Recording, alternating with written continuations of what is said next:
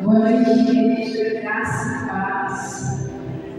O nome da nossa equipe é Dunamis, que significa poder capacitador do Espírito Santo.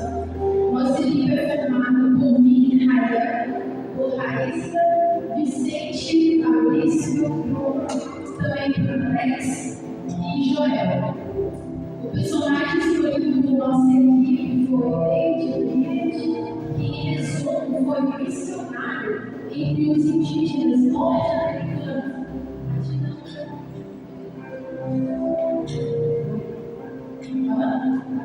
A dinâmica da nossa apresentação vai ser uma narração em primeira pessoa desse personagem, desse próprio personagem, que vai ser apresentado por Vicente, Fabrício e Bruno.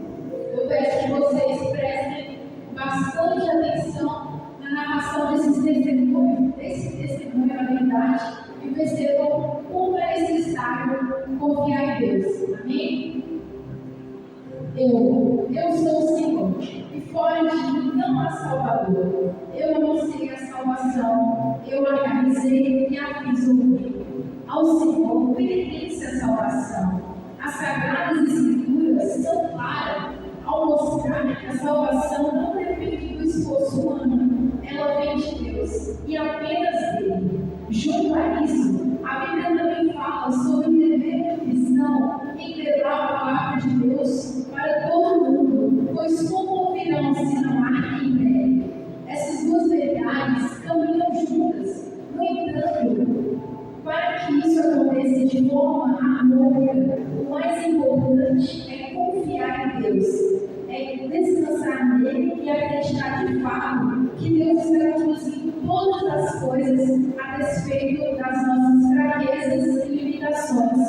A história de David Bennett nos deixa um grande aprendizado. Se por um lado, ele é honrado e inspirado por homens como William Carey, Tim Everett, Adoniran Judson e outros mais, por outro lado, seu trabalho intenso foi a causa do agravamento da depressão que já o acompanhava desde criança e da piora em sua saúde de forma geral.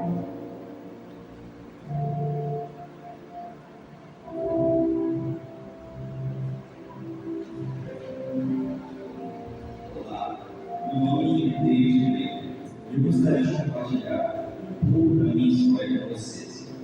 Nasci no estado de Connecticut, nos Estados Unidos, no dia 20 de abril de 1718. Meu pai era advogado, minha mãe filha de pastor. Fui criado desde cedo numa cristão, numa casa alegre. No entanto, desde pequeno desenvolvi uma personalidade muito soberba e inclinada à melancolia. Ainda na infância, sofri duas perdas irreparáveis que me marcaram para sempre. Aos 9 anos de idade, perdi meu pai, e aos 14, minha amada mãe também se foi. E isso fez ainda mais sobretudo e cabisbaixo a minha personalidade. Essas duas perdas me levaram para ir muito novo a começar a preocupar com o regime eterno divino.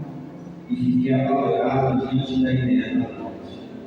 Isso me levou a me envolver em excessivos deveres religiosos, na tentativa de agradar a Deus com minha própria justiça. Como resultado, cada vez mais me tornava uma criança desinteressada por diversão e carreiras. Mesmo com todo esse esforço, eu me sentia perdido e sem Deus. Enfrentei diversas variações em minha percepção da vida espiritual. Em alguns momentos, me via preocupado e aflito, e em outros, me voltava para o meu senso de segurança e justiça própria, mas nunca abandonei as orações secretas a Deus, como sempre fiz desde muito cedo. Mesmo com esses alunos baixos, procurava sempre me afastar das companhias e das diversões da juventude. Quando eu não conseguia evitar, minha consciência inundava de culpa e pesar. E a experiência sempre era perigosa e triste. Em abril de 1737, após completar 10 anos, me mudei para Durão, onde fiquei por cerca de um ano. E modelava por educação acadêmica. Aos 20 anos, me apliquei rigorosamente aos estudos e me engajei de vez nos deveres religiosos, tornando-me ainda mais rigoroso. Quando me senti alcançado por Cristo, me resolvi consagrar de vez ao ministério. Em 1738, me mudei para a casa de um pastor chamado Físico. Vivi com ele até a sua morte. O pastor Físico constantemente me aconselhava a abandonar de uma vez por todas as companhias jovens de minha idade e me associar com pessoas mais idosas e sérias. Você me fez questão de segurar isso. Minha vida seguiu então uma vida totalmente religiosa e rotineira. Li minha Bíblia por mais de 2 vezes durante um ano. Passava horas por dia em oração, sempre preocupado com os deveres sagrados, esforçando-me ao máximo para regar a palavra de Deus. Então, aos 21 anos, entrei na universidade, visando o ministério pastoral. Naquela época, vários movimentos avivalistas estavam se espalhando pelo país. Avivamentos esses que se tornaram posteriormente conhecidos como grandes despertar. Em meu terceiro ano na faculdade, o frenesi do fervor religioso me arrebatou como havia arrebatado outros da minha época. No entanto, não entusiasmo pelo direto para o ministério como a seguir. Queria ter uma postura muito favorável a tais movimentos avivalistas. Havia na universidade uma orientação proibida qualquer aluno de tecer comentários sobre a vida religiosa dos professores. Numa ocasião, eu fui acusado pelo reitor de estar falando mal da vida espiritual de muitos leitores. Como me recusei a fazer uma comissão pública de algo que deveria pertencer à esfera privada da minha vida, fui expulso da universidade. Essa expulsão será direito das portas para a minha geração e meu devido ideia sobre o ministério pastoral. Me senti arrasado. Senti que isso havia sido um ataque deplorável ao meu caráter e à minha reputação. Ao mesmo tempo, me senti culpado. Senti tímido, desprezível e cheguei a entabrar se Deus realmente, uma única vez que fosse, me consideraria útil para alguma coisa. Com o passar do tempo, a decepção foi aumentando. E alguns meses depois, a sociedade escocesa, para a propagação do evangelho cristão, não me missionário. Me chamou para trabalhar na evangelização dos dias norte-americanos. Mas minha vida não seria nada fácil. Toda essa situação me ensinou várias lições profundas. Por vezes, somos induzidos a pensar que tudo depende do nosso braço e da nossa própria perspicácia. Mas isso não é verdade. Tudo depende da vontade de Deus. E isso não significa que nós temos que ficar parados, esperando as coisas saírem do céu. De maneira nenhuma, isso significa que temos que fazer o que está diante de nossos irmãos para ser feito, mas sempre confiando que a última palavra vem de Deus. Foi o que me aconteceu.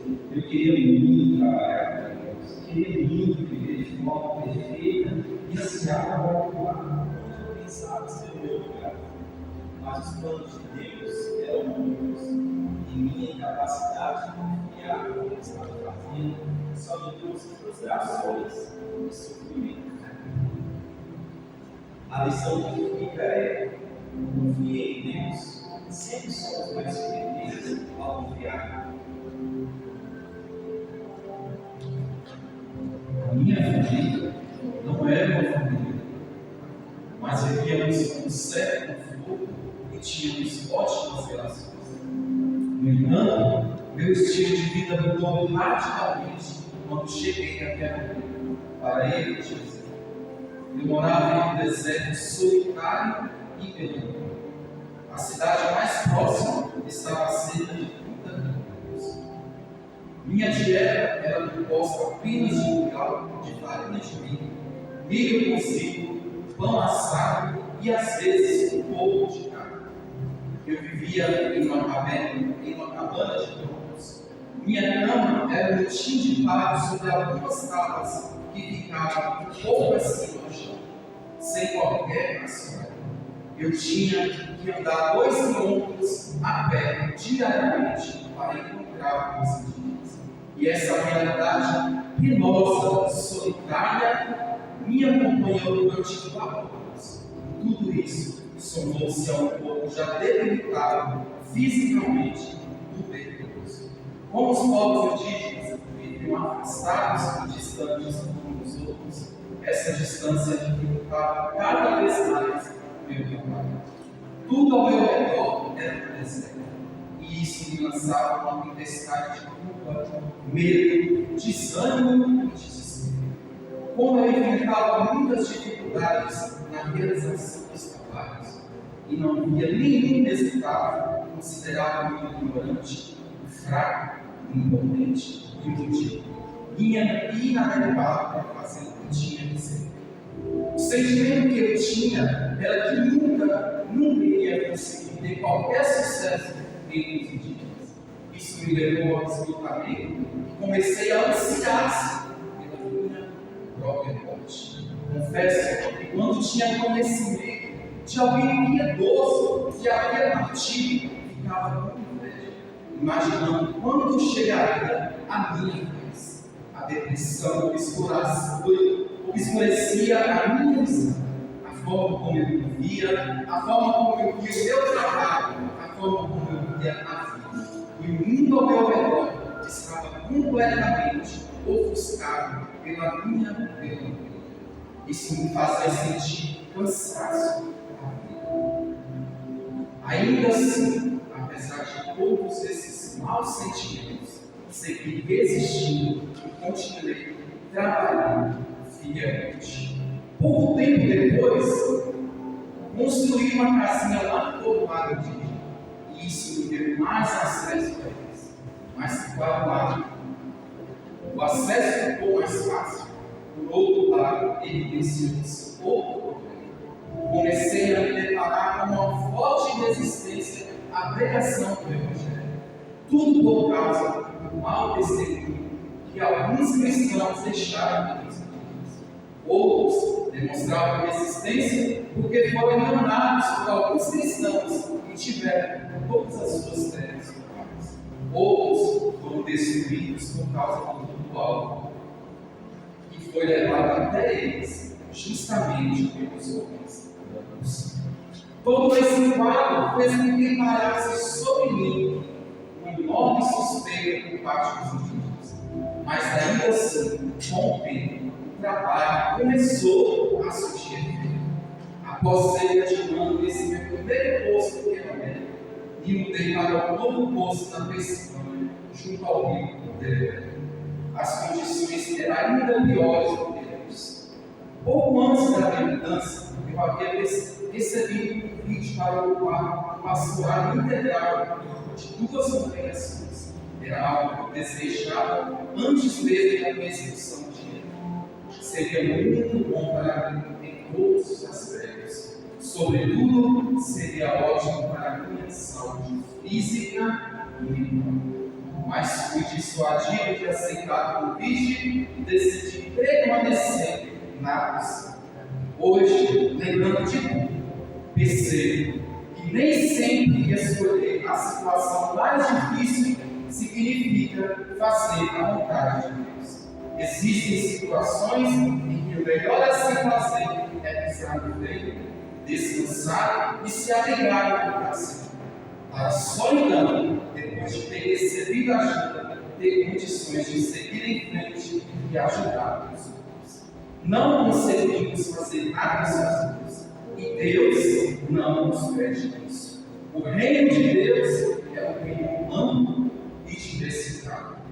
E é por isso que a Bíblia mostra que a igreja do Senhor é como um corpo com vários membros, ou como uma árvore com vários galhos. Ou seja, ninguém dá conta de tudo. Ninguém faz nada sozinho.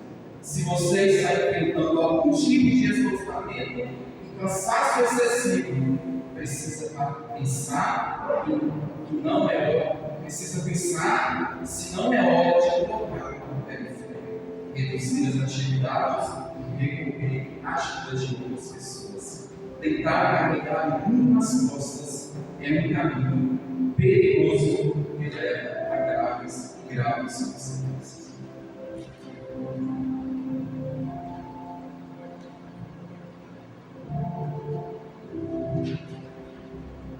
O trabalho excessivo, o esgotamento físico, os problemas de saúde, como a tuberculose, e o aprofundar cada vez mais em ambientes inóspitos, me levaram a me sentir ainda mais desconectado. Me sentia solitário, privado de tudo. Me sentia cada vez mais longe do mundo. Me sentia cada vez desconectado, além de me sentir separado dos amigos e companheiros cristãos também. Cada vez mais eu me sentia apartado do próprio Deus e sofria muito pela perda da presença de Deus.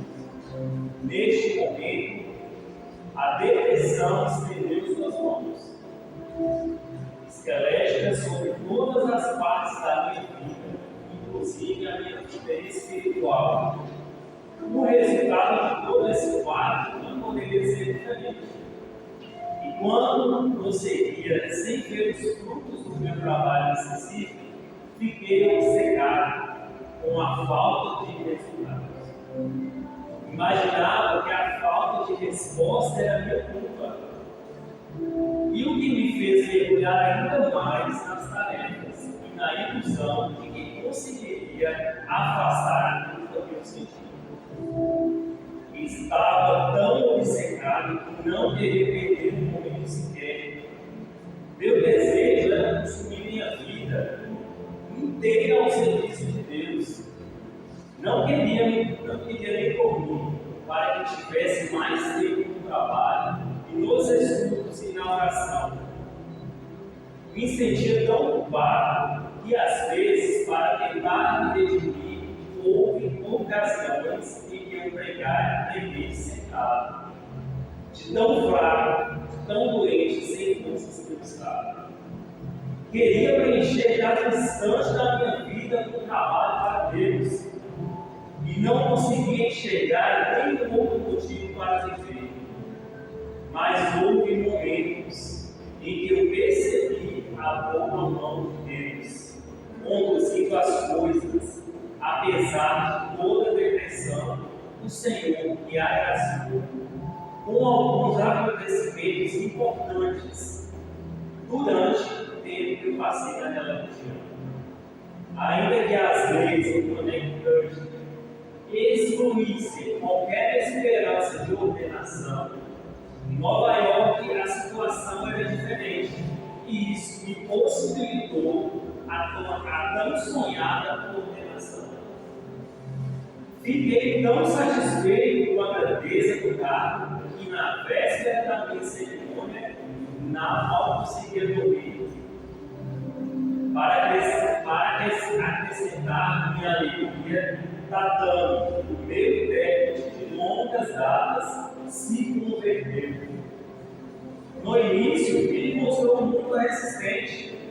Ele desejava que o seu povo aderisse aos costumes cristãos, mas ele sequer aceitava. O fato de ter constantemente comigo, traduzindo todas as minhas pregações, sem se render a Cristo, isso era o que me entristecia e me fazia ver como um perigoso fardo que eu tinha de carregar. Era como se eu levasse a prova da derrota e do fracasso. Para onde quer que fosse. Imagine então quanto fiquei alegre com a sua conversão. Tatame e sua esposa foram os primeiros convertidos que tive o prazer de batizar. tirou comigo mesmo quando eu estive que mudar de localidade. E posso dizer com segurança que foi um grande amigo e um auxílio que Deus colocou nos meus caminhos. Meus próprios esforços nunca poderiam imaginar tamanha bênção em minha vida, como foi a vida desse amado irmão. Alguns meses depois, fui para Nova Jersey, ali na comunidade de Neniquim. Comecei a pegar para um pequeno grupo, e logo esse grupo aumentou, de tamanho que eu passei a pregar para uma multidão. Não usava táticas intimidatórias e emocionalistas, mas eu pregava crendo que o agir do Espírito Santo e a misericórdia de Cristo, o Salvador, fosse fazer algo.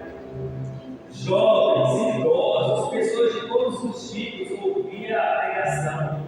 Até mesmo um feiticeiro conhecido na região se converteu e teve a vida transformada pelo poder grandioso do Evangelho. Pela graça misericordiosa de Deus, consegui presenciar exatamente aquilo que eu sempre ansiei. E tudo isso aconteceu em um tempo que eu tinha menos esperança. E no meu entender, menos expectativas de sucesso ainda. Era Deus operando, puramente segundo a sua vontade, e me mostrando que eu deveria descansar no Senhor e confiar nele.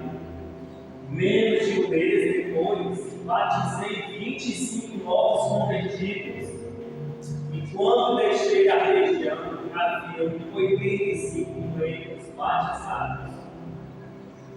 Cheguei sem esperança alguma, confiando em meus próprios esforços. Trabalhei em excesso, ocupei exageradamente minha mente e desgastei erroneamente minha saúde. Mas foi com a graça, a misericórdia de Deus que tudo se fez.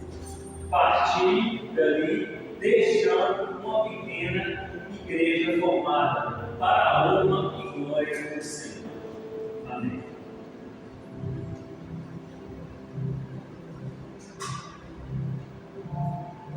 A questão de vida que devemos entender é que precisamos cuidar e confiar em Deus. Precisamos descansar em Deus. Inúmeras pessoas têm se envolvido de forma frenética naquilo que consideram ser a obra de Deus e têm deixado de cuidar com a saúde divina. São muitas noites sem dormir, longas jornadas de trabalho árduo, sem férias ou descanso. E isso tem trazido consequências irreparáveis na vida de homens e mulheres envolvidos com a obra do Senhor. Muitos perderam a vida por falta dos cuidados necessários para a saúde. Outros têm negligenciado a família e, se não tomarem cuidado, isso pode levar a algo que não tem mais uso. Trabalhe, seja instrumento do peixe que Deus age. Por isso, você precisa confiar em Deus.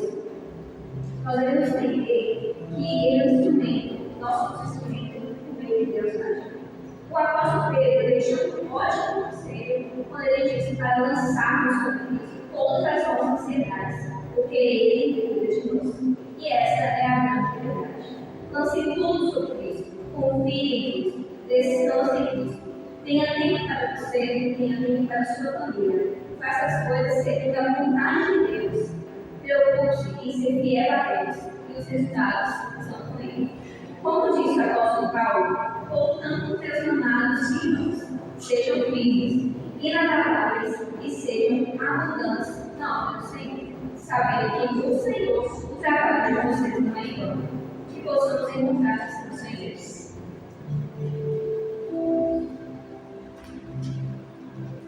Então, irmãos, de forma geral, o que nós podemos aprender na vida de Deus? Qual o legado que nós temos? No início do seu ministério, ele passa a verdadeira. Como que os íntimos, como que as pessoas vão se converter ao Senhor, se elas não estão ouvindo, não estão recebendo o Evangelho?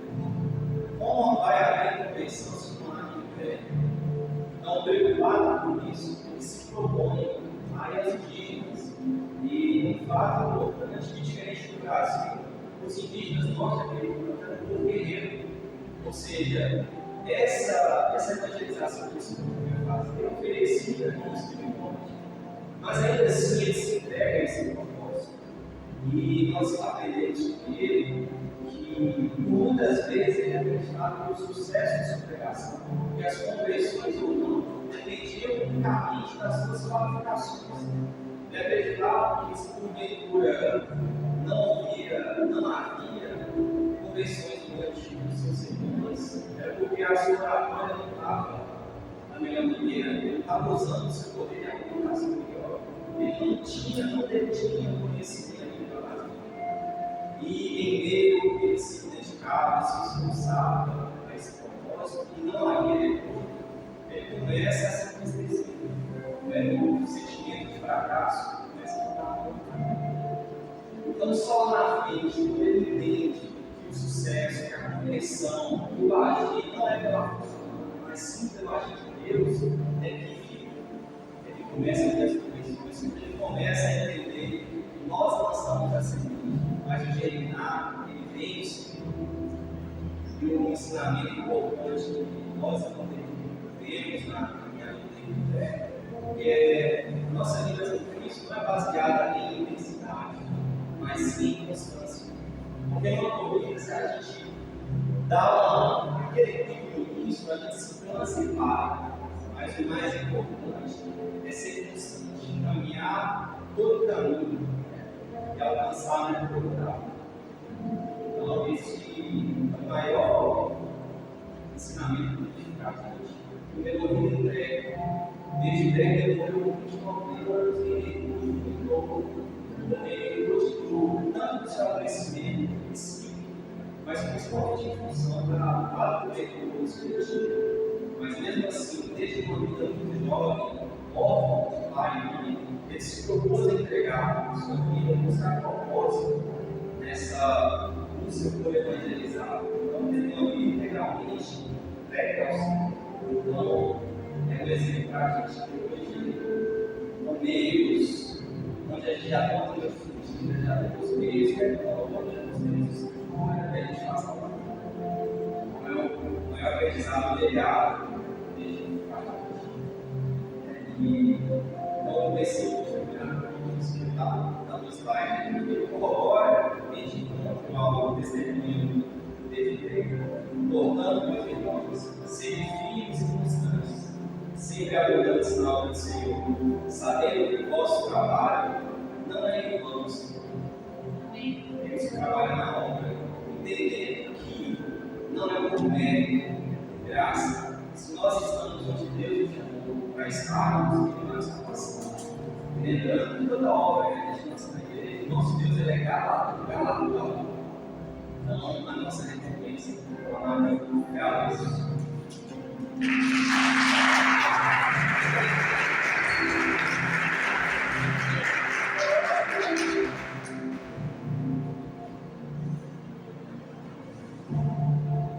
Glória a Deus, que bênção.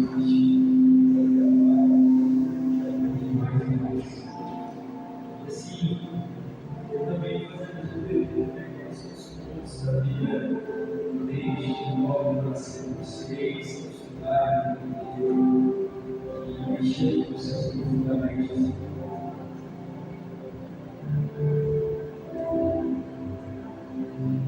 Então, justamente os pontos que levam a gente à reflexão é essa entrega. Ele é um homem que não constitui família, totalmente entregue, foi uma vida inteira de devoção ao Senhor. E entender que muitas vezes a gente tem imagina talvez relacionamento com Deus, a gente tem por nós mesmos, ou de certa maneira, um ministério que a gente se propõe a fazer no plano de Deus. Porque muitas vezes a gente está no lugar, fala, não, Deus não me chamou para estar. Eu quero ser pastor, porque eu acho que lá no pastor, quer ser leigo, eu acho bacana, mas talvez em todo lugar que Deus nos chama para aquilo. Então, que está com os nossos ouvidos abertos para estarmos no centro da vontade de Deus. Porque talvez seja um fracasso, não é fracasso, você está no errado. Para a gente saber esse lugar, é só o Espírito Santo saber para trazer direcionado. Então, esses pontos são pontos de para mim, o poder que a gente discutiu, então, talvez os mais fortes para a gente. Eu posso dizer, eu acho que o objetivo tem uma vida profunda para a gente meditar, que a gente precisa saber começar para a gente poder concluir. Então, às vezes a gente não sabe começar, mas estamos errados e não concluímos aquilo que Deus nos colocou para nossas vidas no prazo que Ele estipulou, porque nós começamos errado. Quando nós temos espaço para Deus fazer da vida dele, então o tempo certo acontece na nossa vida. Mas nós que atrasamos o que Deus tem para fazer em nossas vidas.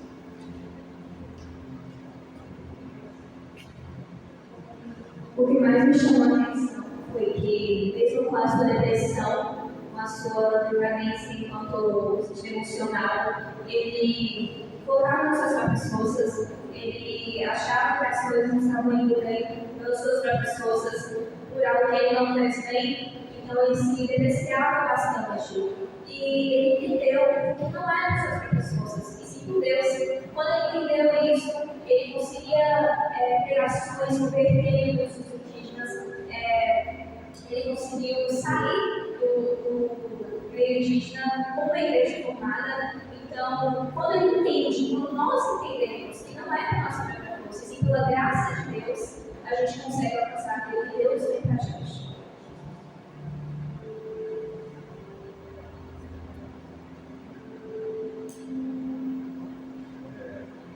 Boa noite. O que mais me chama a atenção dessa história desde o Braga, ele teve todos os motivos para desistir. Eu fico pensando comigo. Imagina, minha mãe morreu quando eu tivesse 14 anos, meu pai morre. Então só aí, é que nem a senhora fala, também aquele estado de melancolia dele. E aí depois ele entraria na universidade, no ministério ali, para tentar ser um pregador, e o pessoal expulsa ele. Então já é mais uma frustração. E aí, de repente, ele se vê que o chamado dele é em meio às florestas, passando por muitas dificuldades.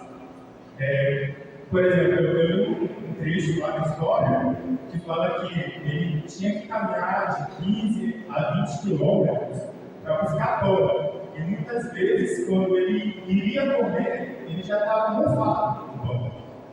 E a cama dele também era sobre ele tinha palhas sobre as tábuas, então não tinha conforto. E também tinha a questão de quando ele ia pregar, ele não via resultado. Muitas vezes o pessoal não dava atenção para ele, o próprio intérprete dele mesmo, era dificultoso ele se render à palavra, mas no final teve o fruto da perseverança dele.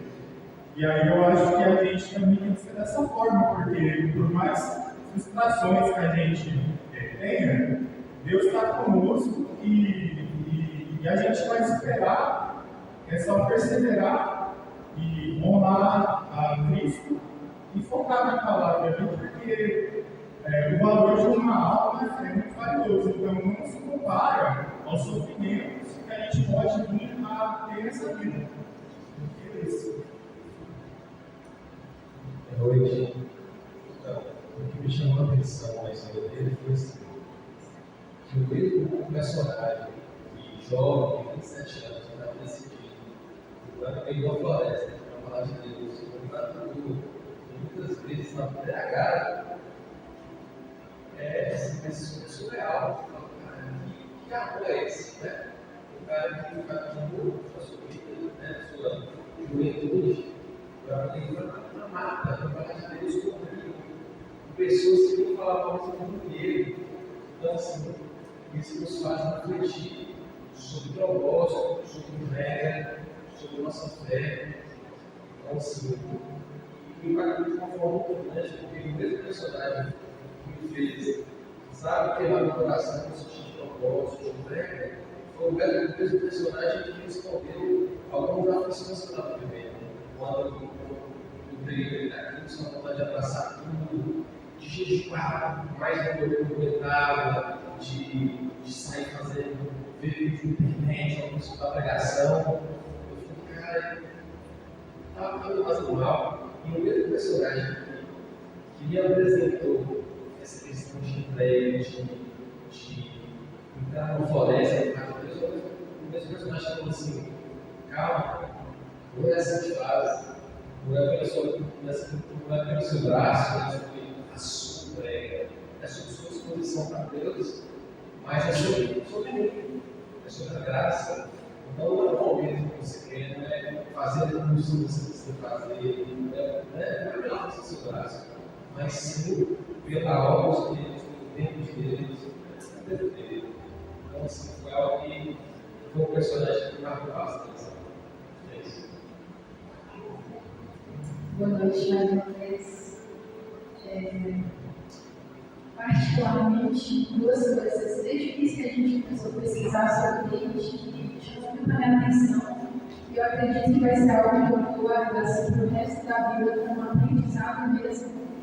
A princípio, é uma frase, né, que ficou muito conhecida por ele, que é onde ele fala que uma obra na presença de Deus, ela excede infinitamente todos os prazeres do mundo. E trazendo para a minha realidade, eu tenho vivido isso e sobre o meu testemunho, eu sei que nem prazer lá fora, nenhuma satisfação momentânea supera ou é mais importante do que ter a presença de Deus todos os dias, do que ter a graça dele, do que ter intimidade com Deus. Então, que isso sirva não somente para mim, né, que vocês também possam levar assim, na vida de vocês, que nada lá fora se compara à presença de Deus. E outra questão muito importante também, que eu acredito que muitos nós cristãos enfrentamos, é a inconstância, muitas das vezes. E o David é um exemplo de constância, mesmo quando ele não está vendo resultado, mesmo quando ele não está sentindo a presença de Deus, que acontece, né? No decorrer ali das suas noites, das suas orações, eu orava, eu ficava por horas, mesmo assim, sem sentir a presença de Deus. Mesmo vivendo tudo isso, todas essas frustrações, nada disso parou.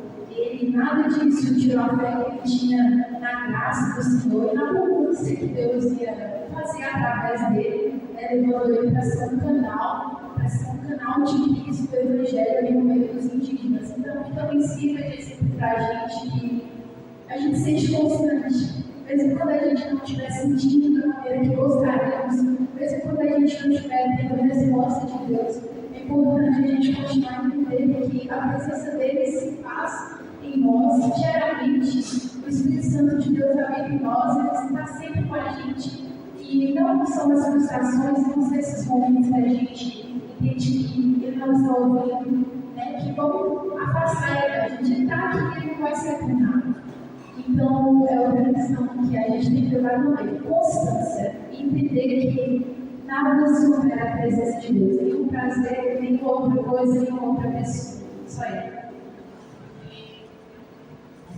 Para finalizar aqui, eu vou fazer as palavras de vocês, as minhas, né? Claro, porque a gente realmente vai falar da falando tudo, mas eu acho que duas coisas se resumem, né?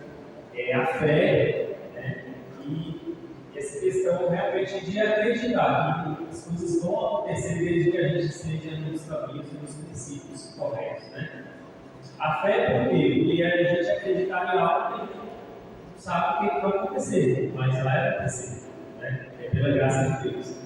E eu acho que esse trabalho, para todos nós, não só para mim, foi maravilhoso, até porque o livro, né, os heróis da fé, cada um com uma história mais fantástica que a outra, de inspiração. Então, traz para mim essa inspiração de poder continuar nos propósitos, nos caminhos do Senhor, né? Às vezes a gente tem que dar assim, uma freadinha para que seja constante, né? Não seja só momentânea. Então é isso, a fé, né, esses heróis vêm firmar para cada um de nós, né, que é de fato que Deus nos alimenta diariamente. Então é isso. Boa noite a todos e obrigado.